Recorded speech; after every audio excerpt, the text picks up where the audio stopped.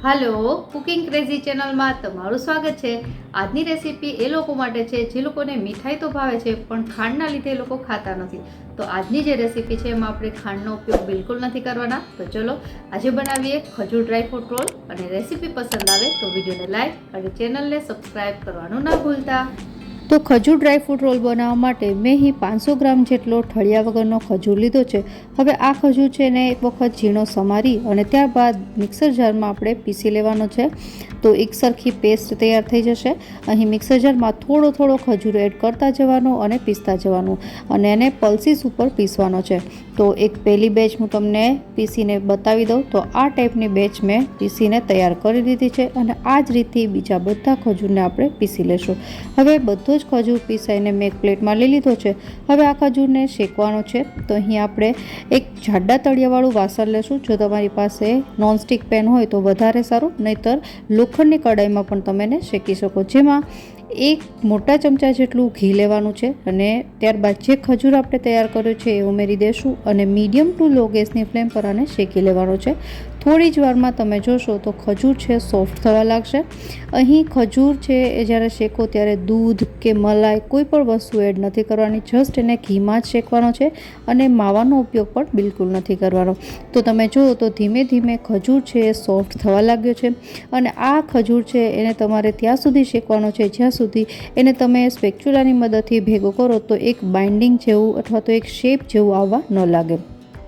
तो थोड़ी ज वारमां तमे जुओ तो हूँ स्पेक्युलानी मददथी खजूरने भेगो करूँ तो ये एक सरखो भेगो थवा लाग्यो छे। तो बस आपणो आ खजूर शेकाईने तैयार थई गयो छे। तो हवे आ खजूरने आपणे एक वासणमां काढी अने ठंडो थवा देशुं। वधारे वार ठंडो नथी थवा देવાનો, जस्ट 10 થી 15 मिनिट ठंडो थाय त्यारबाद एनो उपयोग करशुं। तो ज्यां सुधी ठंडो थाय छे त्यां सुधीमां ए ज पेनमां आपणे 1 टेबलस्पून जेटला खसखसना बीज छे एने शेकी लेवाना छे।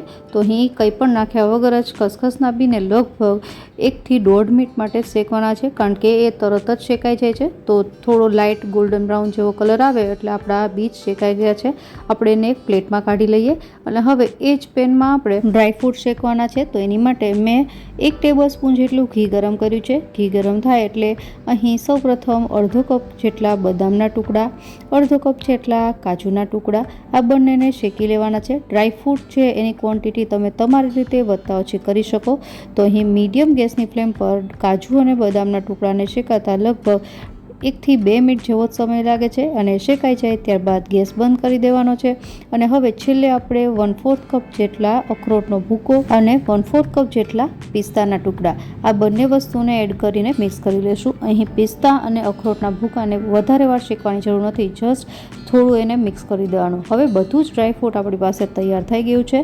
તો જે આપણે ખજૂર શેક્યું છે એમાં એડ કરી દેશું।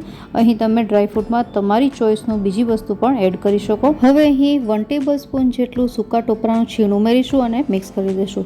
ખજૂર ડ્રાયફ્રૂટ રોલમાં આપણે હંમેશા ડ્રાયફ્રૂટ જે છે શેકીને જ નાખવાનું, જેનાથી એનું મોઇશ્ચર છે દૂર થઈ જાય અને ખજૂર ડ્રાયફ્રૂટ રોલ છે લાંબા સમય સુધી સારો રહે। તો તમે જોઈ શકો છો મિક્સ થઈને આપણો આ ખજૂર ડ્રાયફ્રૂટ રોલ માટેનું જે મિશ્રણ છે તૈયાર થઈ ગયું છે। હવે આ મિશ્રણ ખૂબ જ ગરમ હોય છે, તો રોલ બનાવો ત્યારે થોડું ધ્યાન રાખવાનું અને આ રોલ છે એ જ્યારે ગરમ ગરમ હોય ત્યારે જ બનાવવા, ઠંડુ થશે તો એ રોલ સરસ રીતે નહીં બને। હવે આ મિશ્રણને એક વખત સરસ રીતે મિક્સ કરી લેશું અને ત્યારબાદ એને એક સરખા 2 ભાગમાં વહેંચી લેવાનું છે। તો અહીં મારી પાસે એક જે ભાગ છે એનો હું રોલ તમને કરીને બતાવી દઉં। તો આવી રીતે થોડો થીક એવો રોલ બનાવવાનો છે।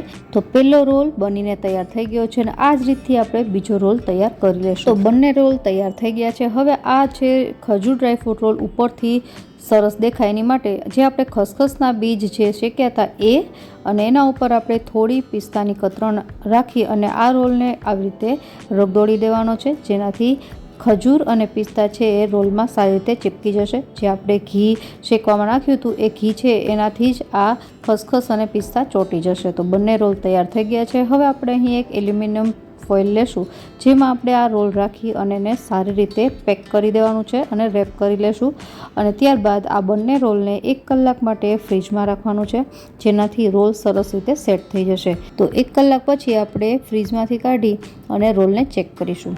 તો 1 કલાક થઈ ગઈ છે। હવે આપણે રોલ છે એને એલ્યુમિનિયમ ફોઇલમાંથી કાઢી અને જોઈ લઈએ તો બંને રોલ સરસ રીતે સેટ થઈ ગયા છે. હવે આપણે આને કટ કરવાના છે.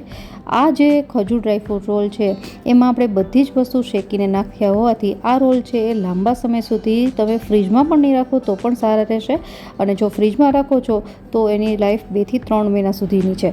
તો અહીં રોલ છે એને આપણે એક સરખા અંતરે કટ કરી લેવાના છે અને રોલનો જે સ્ટાર્ટિંગ અને એન્ડિંગનો પાર્ટ છે એને કાઢી લેશું, જેનાથી એક સરખા રોલ છે કટ થાય. તો આવી રીતે મેં બધા જ રોલ કટ કરી લીધા છે, જે દેખાવમાં ખૂબ જ સુંદર અને સ્વાદમાં એકદમ સરસ છે. તો જો તમે પહેલી વખત પણ આ રેસીપી બનાવશો અને જે લોકો ખાંડ નથી ખાતા એની માટે તો આ રેસીપી એકદમ પરફેક્ટ છે. તો આશા રાખું રેસીપી જરૂરથી પસંદ આવી હશે. ફરી મળીએ નવી રેસીપી સાથે. ત્યાં સુધી બાય.